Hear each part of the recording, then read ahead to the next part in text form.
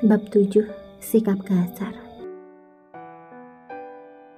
Aisyah menyelesaikan makannya dan ia pun meletakkan piring di atas nakas. Aisyah duduk untuk menunggu makanan yang ia makan tercerna dengan baik. Aisyah menatap Zaidan yang sedang tertidur pulas dengan selimut yang menutupi seluruh tubuhnya kecuali bagian wajah. Aisyah tersenyum melihat wajah tampan Zaidan. Sesekali Aisyah juga tergoda dengan tubuh atletis Zaidan. Namun Aisyah segera menepis semua pikirannya. Astagfirullah Ais, kemana perginya Aisyah yang polos itu? Sadar Ais, sadar. Gerutu Aisyah merutuki dirinya di dalam hati. Tiba-tiba ponsel Aisyah berdering. Ternyata telepon dari rumah sakit. Dengan segera Aisyah mengangkatnya. Selamat malam Dokter Aisyah. Maaf mengganggu waktu Anda malam-malam begini. Ada kecelakaan di sekitar rumah sakit. Dan dokter yang berjaga malam ini sedang tidak ada di rumah sakit, Dok. Dokter David sedang melaksanakan operasi darurat. Apakah Dokter Aisyah bisa ke rumah sakit sekarang? Ucap perawat yang merupakan salah satu staf di Departemen Gawat Darurat. Selamat malam, saya usahakan segera ke sana. Tolong periksa Titi Vista, memeriksa penunjang lainnya. Saya akan izin terlebih dahulu, lalu saya akan segera ke rumah sakit. Jawab Aisyah dengan pasti. Ia pun segera berganti pakaian untuk ke rumah sakit. Setelah selesai berganti pakaian, Aisyah meminta izin kepada Zaidan untuk pergi ke rumah sakit. Karena ridhonya Allah adalah ridho suami bagi seorang wanita yang sudah menikah. Dengan lembut Aisyah meminta izin kepada Zaidan yang tengah tertidur pulas. Mas Zaidan, aku izin ke rumah sakit ya mas. Ada kasus darurat. Aisyah mencoba membangunkan Zaidan. Namun Zaidan tidak kunjung bangun. Aisyah menuliskan surat kecil dan meletakkannya di atas kasur. Aisyah berlari ke arah nakas tempat biasa Zaidan meletakkan kunci mobilnya. Setelah menemukan kunci mobil, dengan segera Aisyah pergi ke rumah sakit. Jalanan menuju rumah sakit lumayan sepi, membuat bulu-bulu tipis yang ada di tangannya berdiri. Aisyah segera beristighfar dan menepis rasa takutnya. Aisyah langsung menambah kecepatannya. Ia mengemudi dengan kecepatan tinggi dan Aisyah hampir saja mengalami kecelakaan dengan truk beruntun. Aisyah bisa menghindar dan sampai di rumah sakit dengan selamat. Setelah memarkirkan mobil, Aisyah segera turun dan berlari ke UGD. Ia melirik sekilas jam tangannya.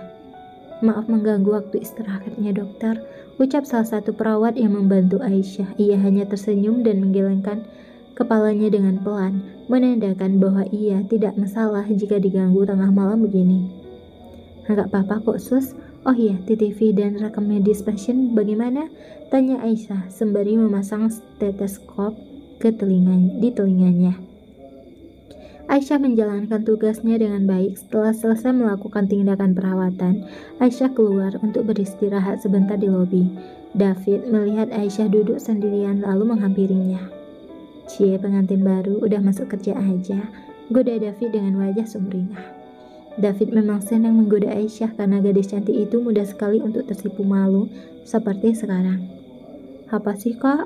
Ucap Aisyah dengan raut wajah kesal. Beruntung di lobi ramai para perawat yang sedang berlalu lalang dan ada juga keluarga pasien yang duduk dekat mereka, jadi aman bagi mereka untuk sekedar berbincang. Kok udah kerja aja, emang suamimu gak keberatan dek? David terus saja menggoda Aisyah sampai gadis itu merengut kesal. Ih, apaan sih? Mas Zaidan gak kayak Kak David yang suka menggoda aku, sambung Aisyah dengan wajah kesal. Oh iya? Gadis cantik kamu pantas sih digoda, ucap David tertawa puas melihat ekspresi wajah Aisyah yang sudah seperti kepiting rebus. David memang senang bercanda. Pribadinya yang riang membuat David banyak disukai pasien wanitanya dan juga staf di rumah sakit ini termasuk Aisyah. Sebelum Aisyah mengetahui bahwa yang ingin dijodohkan dengannya adalah Zaidan, Aisyah berharap bahwa yang akan dijodohkan dengannya adalah David. Karena David bilang kepadanya untuk mengajukan proposal ta'aruf ke rumah Aisyah. Dan ternyata sudah keduluan Zaidan. Dalam Islam dilarang keras bagi pria menikahi wanita yang sudah dihitbah oleh pria lain kecuali pernikahan mereka dibatalkan. Ada beberapa anak kos yang menghampiri Aisyah dan David. Walaupun Aisyah bukan dokter konsulen, tapi ia dekat dengan koas-koas di rumah sakit ini. Tidak jarang juga ia membantu mereka jika mengalami kesulitan dalam melaksanakan tugasnya. Kak Ais, selamat ya atas pernikahan kakak, ucap salah satu dari mereka sambil menyerahkan bingkisan pada Aisyah. Aisyah menerima bingkisan tersebut dengan senang hati. Makasih ya, seharusnya kalian gak perlu repot-repot gini, ucap Aisyah terkekeh melihat mereka menyerahkan satu persatu bingkisan pada Aisyah sebagai hadiah pernikahan Aisyah. Nope, kami gak merasa repot kok kak. BTW Kak Davi sama Kak Aisyah pasangannya serasi loh. Sama-sama dokter cerdas, ucap salah satu koas dan disetujui oleh koas lainnya. Aisyah segera membantah ucapan mereka dan memberitahu bahwa ia menikah bukan dengan David melainkan Zaidan. Kalian salah paham deh.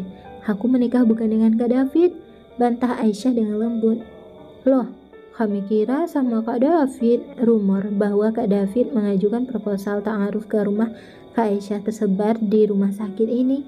Jadi kami mengira Kak Ais menikah dengan Kak David, sambung lagi dan membuat Aisyah menggelengkan kepalanya.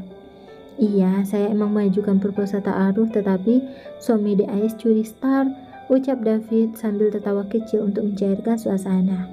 Mereka semua tertawa dengan riang. Rasanya beban Aisyah yang selama seharian penuh semenjak menikah bebas begitu saja saat bercengkrama dengan David dan juga para koas. Sementara di rumah, Zaidan bangun untuk melaksanakan qiyamul lail. Ia celingukan mencari keberadaan istrinya, namun Zaidan tidak menemukan keberadaan Aisyah.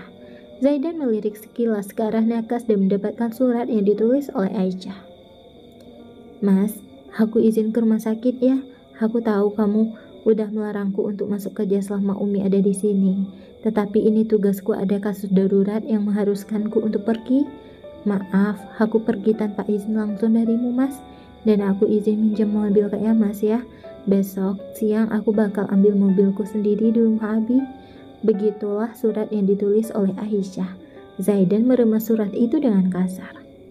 Kamu melakukan hal yang salah dengan membantah perintah saya, umpat Zaidan dengan wajah geram dan mengeraskan rahangnya.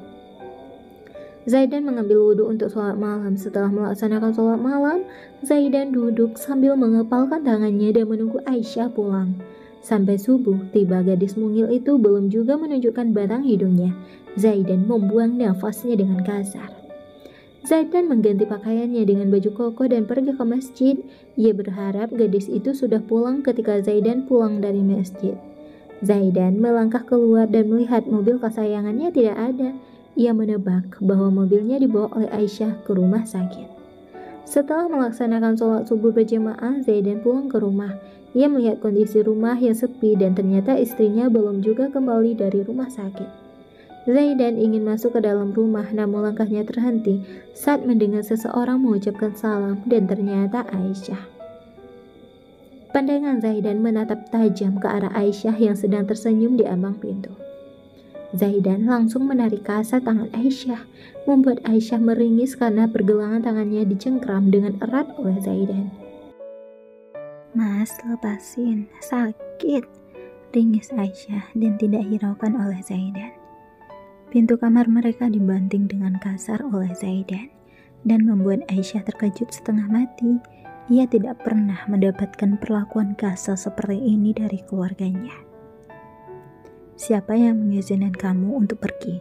Sudah berani membantah saya. Bukankah sudah saya bilang untuk tidak bekerja selama Umi di sini? Sepertinya kamu tidak menghiraukan perintah saya, ucap Zaidan menaikkan suaranya 1 oktav lebih tinggi dan menatap tajam ke arah Aisyah. Aisyah hanya menunduk. Ia terkejut karena Zaidan memarahinya. Memang Aisyah salah, tetapi tidak bisakah Zaidan berkata dengan lembut kepadanya? Hati wanita mana yang tidak sakit saat dibentak oleh suaminya sendiri? Maaf mas, ucap Aisyah dengan suara terguncang menahan tangis. Saya tidak butuh maafmu. Jangan pernah memakai mobil tanpa seizin saya dan pergi tanpa izin. Saya tidak suka jika ada orang yang membantah perintah saya, sambung Zaidan masih dengan nada tinggi. Maaf mas, aku janji gak bakal ulangi kesalahan ini. Tetapi bisakah kamu berbicara dengan sedikit lembut? Jujur aku kaget jika harus dibentak mas, sambung Aisyah menunduk dalam. Ia tidak berani menatap wajah Zaidan yang sedang marah. Zaidan tidak mendengarkan ucapan Aisyah. Ia pun keluar dari kamar setelah memarahi Aisyah habis-habisan. Ia juga membanting kasar pintu kamar tersebut. Membuat Aisyah semakin terisak dalam tangisnya. Ia tidak pernah mengira kalau ia akan menikah dengan pria dingin dan kasar seperti Zaidan. Aisyah duduk di pojokan sambil menangis dan berdoa agar suatu saat nanti Zaidan bisa berubah, walaupun itu adalah sesuatu yang sulit. Ya Allah, maafin Mas Zaidan ya. Ais tahu Mas Zaidan itu baik, tapi masih canggung sama Ais, ya Allah. Ais tahu pasti ada hikmah di balik semua ini.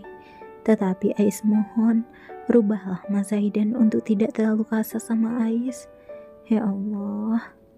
Gumam Aisyah duduk meringuk, memegangi kedua pergelangan tangannya yang sakit akibat dicengkram paksa oleh Zaidan. Bab 8. Mulai goyah. Setelah amarahnya mereda, Zaidan merasa tidak enak hati karena telah membentak Aisyah. Mau bagaimana lagi, hanya gadis itu yang bisa menjadi tempat pelampiasan bagi dirinya untuk marah. Astagfirullahaladzim. Bibir Zaidan terus beristighfar saat amarahnya mulai mereda. Zaidan duduk di ruangan keluarga dengan memijat kepalanya dengan pelan. Di satu sisi ia merasa sangat bersalah karena telah membentak Aisyah. Padahal Zaidan tahu bahwa Aisyah tidak pernah dibentak oleh keluarganya. Namun di sisi lain, Zaidan merasa puas karena telah melampiaskan semua amarahnya kepada Aisyah. Umi Zaidan datang menghampiri putra sulungnya. Ia mendengar suara pintu yang dibanting dengan keras, namun ia memilih untuk tidak ikut campur dengan masalah rumah tangga anaknya. Tetapi kali ini ia harus menasihati Zaidan, karena yang dilakukan Zaidan itu salah. Nak, panggil uminya pada Zaidan yang tengah duduk sambil memijat kepalanya. Ya Umi, ada apa? Tanya Zaidan seperti tidak merasa bersalah. Kamu habis marah-marah ya sama Ais. Jangan terlalu kasar kepadanya. Ais itu istri kamu, nak. Coba kamu pikir jika Umi yang ada di posisi Ais dan abahmu yang memarahi Umi. Kamu pasti kesel kan? Lagian Aisyah tidak salah. Aisyah malah melakukan pekerjaan mulia dan kamu beruntung. Aisyah tidak memberitahu keluarganya. Jika ia mengadu, mau ditaruh di mana wajah Umi dan Abah, nak? Jelas uminya pada Zaidan sambil mengusap pelan kepala putra sulungnya. Umi tahu kan, Zaidan menentang perjodohan ini, tetapi Abah tetap memaksa Zaidan untuk menikah dengan gadis itu. Zaidan gak akan mungkin bisa mencintai Aisyah. Zaidan juga sakit hati saat melihat gadis tidak bersalah itu menangis, tetapi mau gimana lagi? Zaidan menyukai wanita lain, Umi. Ucap Zaidan lirih, namun ia mencoba untuk mengendalikan perasaannya. Zaidan, sudah berapa kali Umi bilang, jauhi wanita itu. Kamu ini anak seorang pemimpin pondok pesantren, Zaid. Aisyah istrimu, dan Umi hanya menerima Aisyah sebagai menantu Umi. Cobalah terimalah Aisyah dengan sepenuh hati, Zaid. Gadis tak bersalah itu pasti saat ini sedang menangis karena kamu bentak. Ucap uminya dengan disertai gertakan membuat Zaidan terhenyak karena sang umi hampir tidak pernah memarahi Zaidan. Umi marah sama Zaidan? Kalau Zaidan minta maaf, Umi. Zaidan gak bermaksud untuk seperti itu, sambung Zaidan mengelus punggung tangan uminya. Minta maafnya ke Aisyah. Setelah Aisyah memaafkanmu, maka Umi juga memaafkanmu. Tetapi jika Aisyah tidak memaafkanmu, jangan harap Umi akan memaafkanmu. Umi Zaidan dengan marah kepadanya karena Zaidan sudah berani membentak seorang wanita yang tak lain adalah istrinya yang baru saja ia nikahi 2 hari yang lalu. Tapi Umi, Zaidan merasa gengsi karena disuruh minta maaf pada gadis yang sudah ia bentak, padahal gadis itu melakukan pekerjaan mulia, yaitu menyelamatkan nyawa orang, tetapi Zaidan malah membentaknya. Tidak ada tapi-tapi, Zaid. Minta maaf sekarang ke Ais. Perintah sang Umi membuat Zaidan harus menurutinya. Zaidan berjalan menaiki satu persatu anak tangga menuju kamarnya, di mana Aisyah berada. Dengan perlahan Zaidan membuka pintu, mencari keberadaan istrinya yang ternyata sedang menangis di pojokan. Zaidan berjalan ke arahnya menyentuh pundak Aisyah dengan lembut. "Maaf," ucap Zaidan dengan ragu. Aisyah melirik sekilas Zaidan, namun ia tetap menunduk dan tidak berani menatap wajah Zaidan. "Maafkan saya hanya tidak suka jika ada orang membentak perintah saya. Setelah berbicara pada Umi, saya mengetahui bahwa saya adalah salah dan kamu melakukan hal yang benar dengan datang ke rumah sakit. Untuk itu saya minta maaf," sambung Zaidan menunggu jawaban dari Aisyah. Tetapi gadis itu tidak menjawabnya dengan malah terisak. Zaidan semakin merasa bersalah saat Aisyah menangis. "Jangan nangis, saya tidak bisa melihat seorang wanita menangis," ucap Zaidan dan perlahan tangannya bergerak mengelus kepala Aisyah. "Menyingkirlah, aku tidak butuh belas kasihan darimu, Mas. Aku gak apa-apa kok," ucap Aisyah menepis dengan tangan Zaidan, dan ia pun berlari menuju kamar mandi. Zaidan terhenyak, ia terus meminta maaf kepada Aisyah. "Aisyah, tolong maafkan saya. Jika kamu tidak memaafkan saya, maka Umi juga akan marah sama saya." Zaidan terus membujuk Aisyah dengan mengetuk pintu kamar mandi yang dikunci dari dalam oleh Aisyah. "Aku udah memaafkanmu, Mas. Sekarang pergilah. Aku butuh waktu buat sendiri.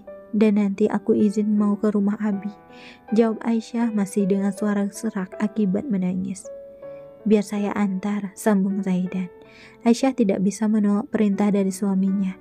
Padahal niat Aisyah ingin mengambil mobil miliknya agar jika terjadi keadaan darurat, ia tidak perlu memakai mobil kesayangan Zaidan.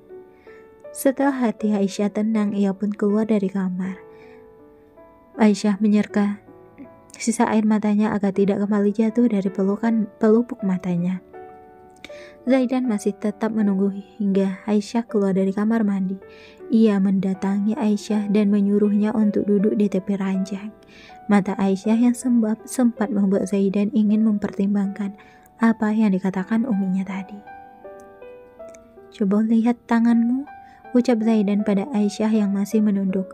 Sepertinya Aisyah masih marah kepada Zaidan walaupun tadi gadis itu bilang sudah memaafkannya. Zaidan meraih pergelangan tangan Aisyah dengan lembut. Berbeda saat Aisyah baru pulang dari rumah sakit tadi. Zaidan meringis saat melihat goresan di pergelangan tangan Aisyah. "Sakit?" tanya Zaidan datar. Namun Aisyah tahu bahwa pria itu sedang mengkhawatirkan dirinya. Walaupun ia disuruh sama Umi, tetap saja Aisyah tersipu saat mendapatkan perhatian kecil dari Zaidan. "Sedikit, Mas," jawab Aisyah ragu. "Maaf, karena kamu harus terluka. Tunggu di sini, saya akan mengambil kotak PDKK," perintah Zaidan dan dibalas anggukan kecil oleh Aisyah. Tidak lama kemudian Zaidan datang dengan membawa kotak P3K. Perlahan Zaidan mengoleskan obat luka ke pergelangan tangan Aisyah sambil meniupnya. Zaidan berharap rasa sakitnya akan berkurang jika ditiup. Zaidan bingung bagaimana gadis itu bisa terluka atau karena alergi yang digunakannya, karena Zaidan menarik tangan Aisyah tepat di pergelangan tangan yang dipakaikan arloji. Gadis mungil itu hanya terdiam dan membiarkan Zaidan merawat luka yang disebabkan olehnya. "Udah selesai," ucap Zaidan membereskan kotak P3K, namun aktivitasnya terhenti saat melihat jari Aisyah yang diplester. "Jarimu kenapa?" Zaidan mendekatkan jari Aisyah agar ia bisa melihat dengan jelas kalau jari Aisyah tidak apa-apa. "Enggak apa-apa kok, Mas, biasalah keedis waktu motong cabai," ucap Aisyah tersenyum. "Enggak apa-apa gimana? Lukanya dalam? Sebelum kamu mengobati seseorang, setidaknya perhatikan dirimu sendiri," omel Zaidan membuat Aisyah tersenyum. Inilah interaksi yang ingin Aisyah dapatkan. Walaupun tidak seperhatian David, tetapi setidaknya perhatian kecil dari Zaidan sudah cukup bagi Aisyah. "Kenapa senyum-senyum sendiri?" Zaidan melirik ke arah Aisyah yang tersipu saat diperhatikan oleh Zaidan. Aisyah mendekat ke arah Zaidan dan meletakkan kepalanya di dada bidang milik Zaidan. Entah dorongan dari mana yang membuat Aisyah berani meletakkan kepalanya di dada bidang Zaidan. Gak apa-apa kok mas, cuma luka kecil, nanti juga sembuh, jawab Aisyah meyakinkan Zaidan bahwa dirinya baik-baik saja. Boleh aku seperti ini sebentar mas? Aku anggap ini sebagai hukuman dariku untukmu mas, ucap Aisyah semakin masuk ke dalam dekapan Zaidan. Tubuh Zaidan tegang saat Aisyah tiba-tiba merebahkan kepalanya di dada bidang miliknya. Ada perasaan yang berkecamuk di dalam hatinya, seperti ingin keluar, namun Zaidan berusaha menahan perasaan itu. Zaidan hanya diam seperti patung saat Aisyah memeluknya. Ia tidak memberontak karena sudah terlanjur merasa bersalah pada gadis yang ia bentak tadi. Cukup lama Aisyah menyandarkan kepalanya di dada bidang Zaidan, merasakan detak jantung Zaidan yang berdegup dengan kencang. Mas, kenapa gak bisa menerimaku? Apa salahku mas? Tanya Aisyah dengan lembut. Sebenarnya Aisyah juga tidak ingin secepat ini menikah, tetapi karena sudah terlanjur mau bagaimana lagi. Zaidan terdiam, ia memilih untuk tidak menjawab pertanyaan Aisyah, karena hatinya mulai goyah untuk menerima Aisyah sebagai istrinya. Aku ingin jawaban mas, jangan hanya diam seperti patung, aku juga butuh kejelasan hubungan kita. Kamu tahu kan, di saat dua insan menjalin hubungan halal, maka pernikahan mereka dihadiri langsung oleh malaikat. Apalagi kita menjalin hubungan ini tanpa pacaran. Aku mohon, kasih ke aku titik terang mas, agar kelak aku bisa menahan perasaan yang muncul begitu saja tanpa diundang. Sambut Aisyah mengangkat kepalanya dari dada bidang Zaidan. Maaf, saya hanya bisa bilang setelah setahun maka saya akan membebaskanmu seperti di surat perjanjian yang kamu tanda tangani di awal pernikahan kita, ucap Zaidan dingin dan sedikit menjauh dari Aisyah. Kenapa kamu selalu bicara seperti itu mas? Kamu tetap kekeh pada pendirianmu oh mas. Oke, kita lihat siapa yang akan menang dalam pertempuran ini. Pendirianmu atau perhatianku? Sambung Aisyah memejamkan matanya sejenak. Aisyah beranjak menuju sofa dan mengecek ponselnya. Zaidan merasa bimbang, hatinya mulai goyah. Di satu sisi ada Aisyah sebagai istri sah yang ia nikahi, tetapi di sisi lain ada seorang wanita yang sangat ia cintai, namun ditentang oleh keluarganya. Bab 9. Imannya lemah. Aisyah merebahkan dirinya di sofa tempat ia tidur. Dari tadi malam setelah Zaidan pulang, Aisyah tidak bisa tidur karena harus ke rumah sakit. Aisyah mulai terlelap dalam tidurnya. Zaidan mencuri pandang wajah Aisyah dengan tersenyum. Ia mulai terpesona saat hijab Aisyah terlepas begitu saja, karena gadis mungil itu lasak saat tidur dan membuat hijabnya terlepas. Zaidan mencoba mengalihkan pandangannya, namun sedetik kemudian ia tersenyum sambil menyingkirkan hijab serta rambut yang menutupi wajah cantik Aisyah. Insya Allah, nikmat Tuhanmu yang manakah yang kau dustakan? Gumam Zaidan saat melihat wajah cantik Aisyah tanpa menggunakan hijab, memperlihatkan rambut lurus dan hitam milik Aisyah, serta leher jenjang Aisyah membuat gairah Zaidan tiba-tiba muncul. Zaidan menatap ke arah bibir merah mungil dan tipis Aisyah, seperti ingin melakukan serangan pada gadis yang ia tolak di malam pertama, dan malah memberikan surat perjanjian. Perlahan Zaidan mendekatkan wajahnya kepada Aisyah. Aisyah merasa terganggu karena ada sesuatu yang hangat menyentuh wajahnya. Dengan terpaksa ia harus membuka matanya. Aisyah terbelalak saat melihat wajah Zaidan mendekat ke arahnya. Jantungnya berdegup lebih kencang dari biasanya. Ia seperti akan kehilangan nafasnya saat jari Zaidan mendarat di bibir tipis miliknya. Izin ya Aisyah, ucap Zaidan mendekatkan bibirnya kepada Aisyah. Tubuh Aisyah gemetaran dan keringat dinginnya mulai bercucuran dari dahinya. Apa yang akan kamu lakukan? Tanya Aisyah terbata-bata. Namun Zaidan semakin menguncinya dan membuat Aisyah tidak bisa bergerak banyak. Malam pertama yang sempat tertunda, ucap Zaidan lembut tepat di telinga Aisyah. Zaidan sudah mengambil ancang-ancang jika Aisyah atau Zaidan bergerak, maka bibir mereka akan bersentuhan. Apaan sih? Nggak lucu tahu. Tadi dia bilang akan membebaskanku, tapi sekarang dia minta haknya. umpat Aisyah di dalam hati. Ia pun menolak keinginan Zaidan yang sudah siap akan menerkam Aisyah. Enggak, aku belum siap mas, minggir, tolak Aisyah memukul pelan dada bidang Zaidan. Zaidan meraih dengan lembut tangan Aisyah dan menyingkirkannya. Bukankah tadi kamu yang meluk saya terlebih dahulu? Sambung Zaidan meraih dagu Aisyah yang sempat berpaling. Aisyah Pabo, kenapa lu geli, lu bang sendiri? Ais Pabo, umpat Aisyah merutuki dirinya sendiri. Aku cuman kangen sama Mas Kevin. Biasanya dia yang kupeluk sepulang dari rumah sakit, jawab Aisyah masih dengan tubuh yang bergetar. Zaidan tidak menghiraukan penjelasan dari Aisyah. Hampir saja Zaidan mencium bibir tipis Aisyah. Namun Zaidan harus mengurungkan niatnya karena sang Umi datang secara tiba-tiba. Astagfirullah, Umi gak lihat, ucap Umi Zaidan terkejut melihat posisi putra dan menantunya. Zaidan terhenyak kaget dan langsung berpaling dari Aisyah.